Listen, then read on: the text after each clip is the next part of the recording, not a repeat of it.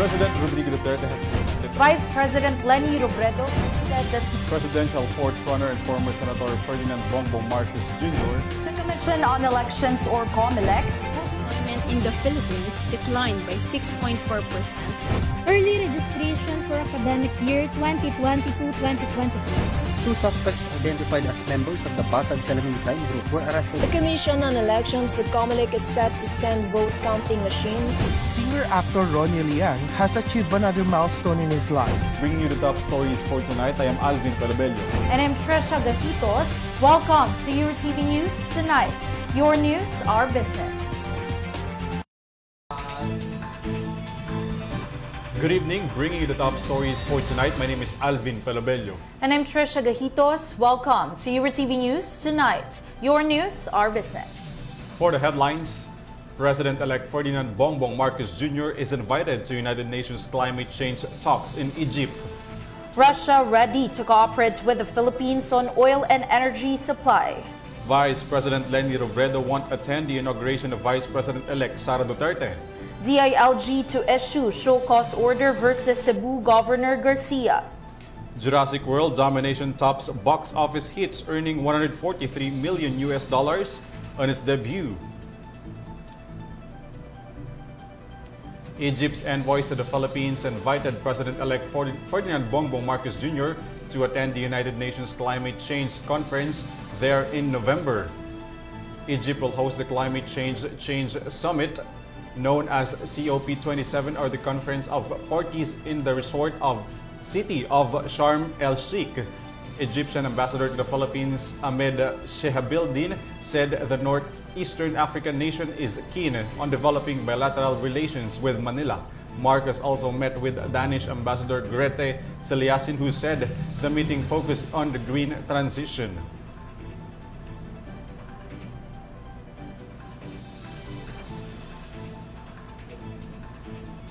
Russia said it will work with and help the Philippines find other sources of fuel in the face of rising oil prices and limited options.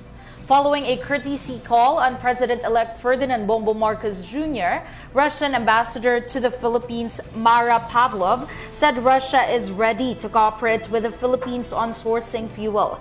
Pavlov said they also briefly discussed the Russian-Ukraine war, but said Marcos plans to continue an independent foreign policy and that he will cooperate with the Russian Federation.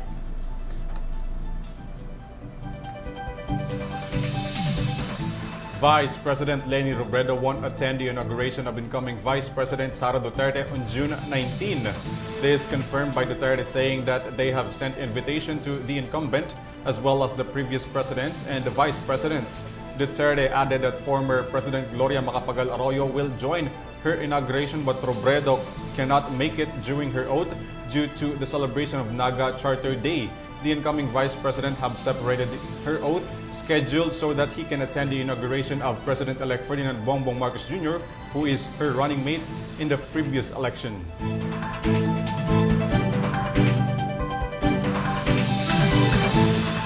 The Philippine National Police has warned the owner of the SUV who ran over a security guard who is just manning traffic in Mandaluyong City last week.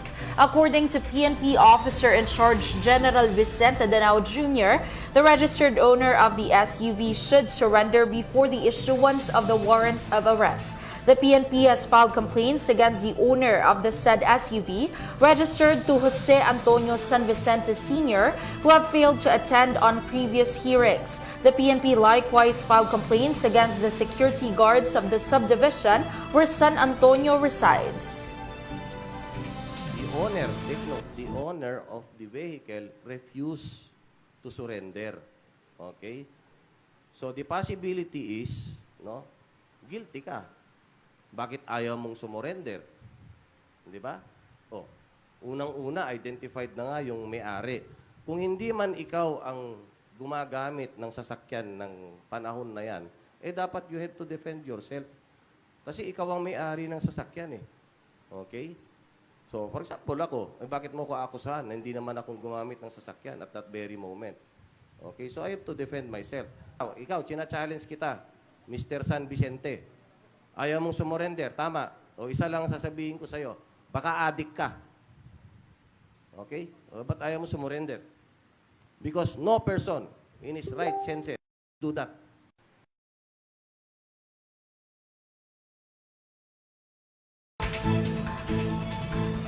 The Department of the Interior and Local Government plans to send a show cause order to Cebu Governor Gwen Garcia after ruling wearing a face mask as optional. Interior Undersecretary Ipemaco Densing III said that it's the agency last step, but for the meantime, they have tasked the officials in the region to communicate with the governor to make some adjustments in the executive order. Meanwhile, the agency has been seeing a good intent on the executive order, but Densing emphasized that the importance of the details that are aligned with the mandate of the president. The EO was signed by Garcia, has yet to be recognized by the DILG. Meron po, una sa lahat, National Public Health Emergency pa tayo. Ito ay malilift on or before September 12 of this year. So in other words, lahat dapat ng mga kautusan ng mga lokal na gobyerno ay naka-align sa pambansang gobyerno dahil tayo ay naka-pandemya pa. At isa sa major policy na nanggaling mismo sa bibig ng ating Pangulo ay patuloy pa rin na magsuot ng face mask. Well, ang guidance pa rin po ni Secretary Anyo ay huwag kilalanin ng executive order na inisyo ni Governor Gwen Garcia at binigyan po ng kautusan at direktiba pa rin ng ating kapulisan na komprontahin o bigyan ng advice yung ating mga kababayan dyan sa Cebu Province na hindi nakasuot ng face mask, na magsuot pa rin ng face mask. At yung pagsasabi po na sila'y arestuhin, pwede naman po yan gawin dahil kung ating kapulisan who are persons in authority ay kanilang ginagampanan lang yung kanilang trabaho at sinusunod ang kautusan sa kanila at yung ating kababayan ay hindi sumusunod, pwede naman talaga silang arresto.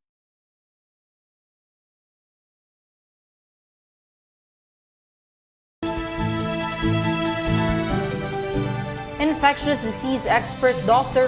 Jean Solante likewise admits that imposing a more stricter community restriction can avoid the uptick of COVID-19 cases. This follows the pronouncement of the Department of Health for a possibility of reimposing Alert Level 2 over Metro Manila once a surge happened.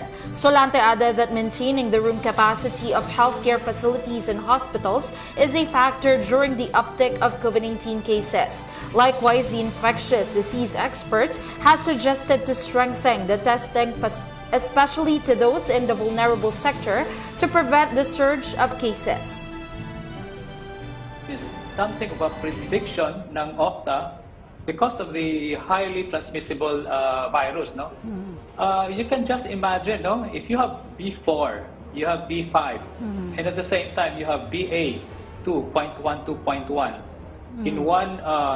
in our setting, then this is something that talagang we would expect uptick of cases, and going back to a moderate risk will only make us more careful and at the same time to prevent escalation of the cases.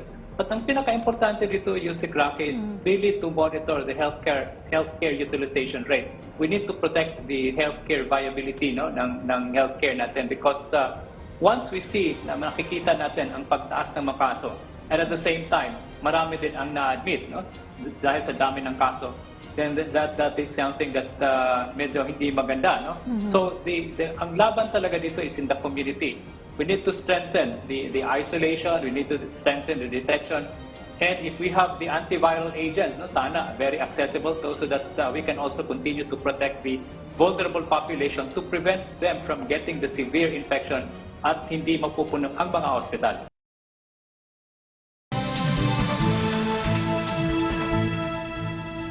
In a related development, should the COVID-19 cases in the National Capital Region continue to rise, the quarantine level may be raised to more restrictive Alert Level 2. According to Health Undersecretary Maria Rosario Vergere, currently 13 out of 17 NCR areas have been observed with uptick in COVID-19 cases. The NCR is currently under Alert Level 1 until June 15.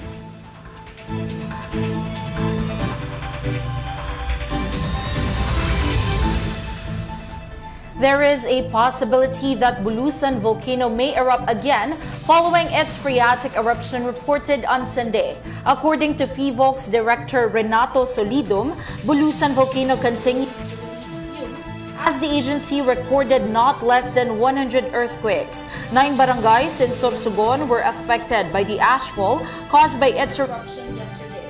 Bulusan remains with low-level unrest as the 4-kilometer permanent danger zone were maintained.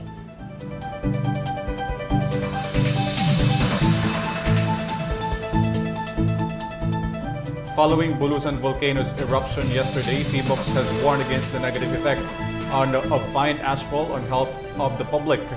The PHIVOLCS noted that the ashfall, even when thin but having high amounts of sulfur, can also irritation.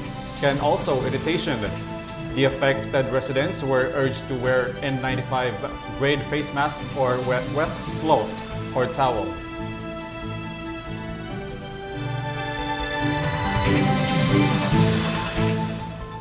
Stay tuned as Eurotv News Tonight returns. Magsama-sama, magpapakuna, magsayawan, pag-fully vax na. Tayo'y magpapakuna. Let's spread that good vibes sa bayan. Tayo'y magsama-sama. Let's get vaxxed for good vibes, kababayan. Let's bakuna na para sa pamilya at komunidad. Magpa-booster para sa todong proteksyon. Magsama-sama, magpapakuna, magsayawan, pag-fully vax na. Tayo'y magpapakuna.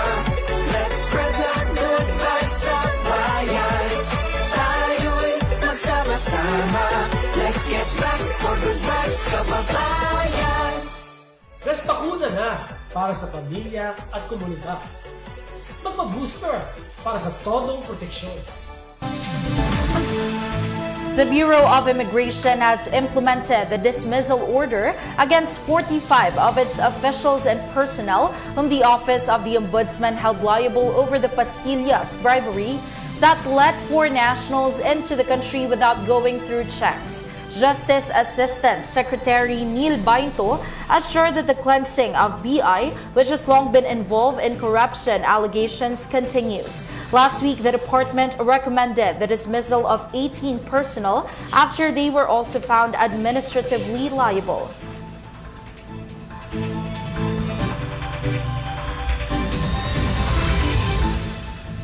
Incoming Finance Secretary Benjamin Jokno wants to put in place a formal fiscal plan that will take control of the government expenditures, set clear borrowing and revenue programs, as well as design policies to manage budget deficits in the next 6 years.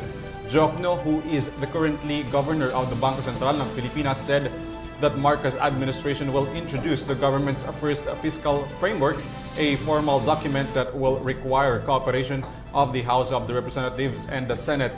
Jokno also suggested to Marcos that his administration should complete the proposed fiscal framework before his first State of the Nation address or when the incoming or forthcoming 19th congressional session begins in July.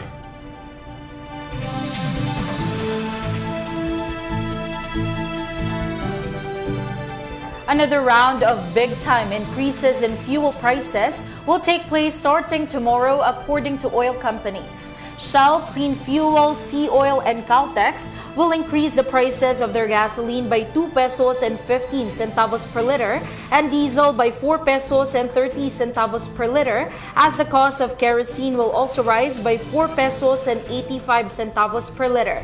Caltex and Clean Fuel will impose the price movements beginning at 12:01 a.m. and 8:01 a.m. respectively, while Shell and Sea Oil will impose the price adjustments on the same day at 6 a.m.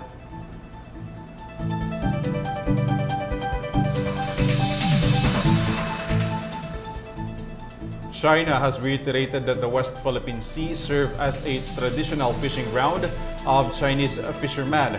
The Chinese embassy to the Philippines made this statement following the diplomatic protest filed by the Department of Foreign Affairs during the presence of the Chinese vessels in Julian Felipe Reef in April.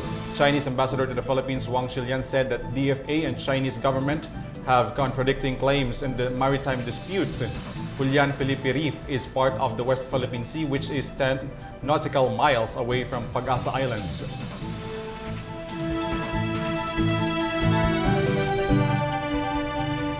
On weather updates, the extension of high-pressure area will bring another partly cloudy day with chances of rains or thunderstorms over the country in the next 24 hours, according to state weather agency Pag-asa today.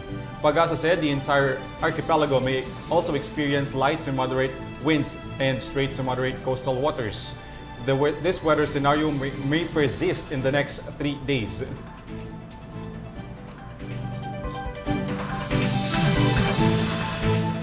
A bipartisan group of U.S. senators proposed steps to curb gun violence following devastating mass shootings in Texas and New York, but the limited measures fall far short of the president's calls for change. Republican lawmakers are still resisting major changes to gun regulations, instead pointing to mental health issues as the root of the problem.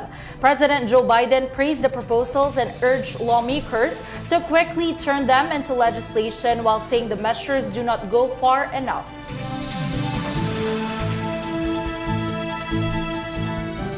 China will fight to the very end to stop Taiwanese independence, according to the country's defense minister.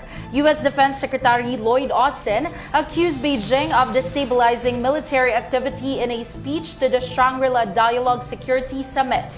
The Chinese defense minister hit back at the same event, saying Beijing had no choice but to fight if attempts are made to separate Taiwan from China.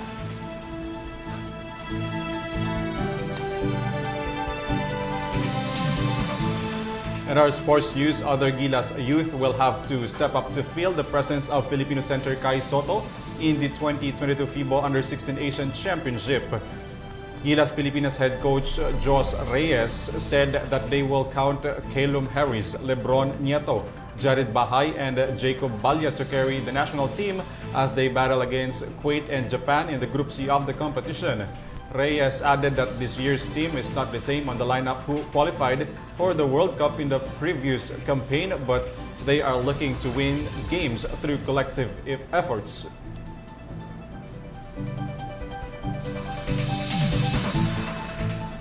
Italian tennis player Matteo Berrettini has returned into a winning run as he defeated Andy Murray in the Stuttgart Open final.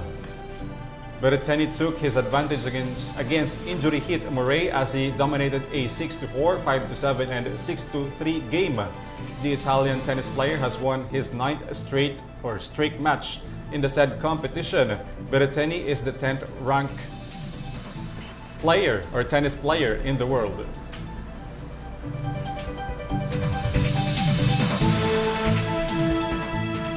Jurassic World domination has topped the box office with its $143 million box office debut. The sixth film of Universal's dinosaur sagas went sizzling over the weekend at domestic box office. This is despite of its blistering reviews, as this is only the third time in the pandemic era that ticket sales have collectively veiled the $200 million mark.